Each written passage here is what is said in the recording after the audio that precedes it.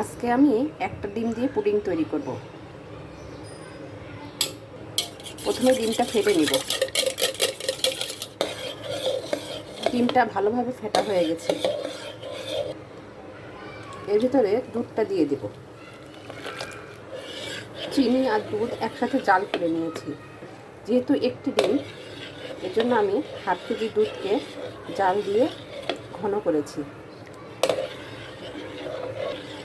ভালোভাবে মিশিয়ে নেব। আমি এখন ক্যারামেল তৈরি করব।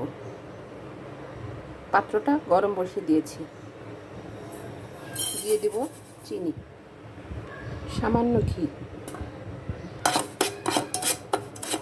ক্যারামেল তৈরি না হওয়া না পর্যন্ত এভাবে নাড়তে থাকবো।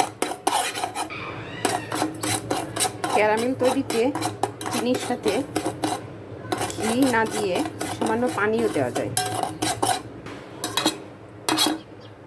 একটা পারফেক্ট ক্যারামেল তৈরি হয়ে গেছে। এটা ঠান্ডা হওয়া পর্যন্ত অপেক্ষা করব।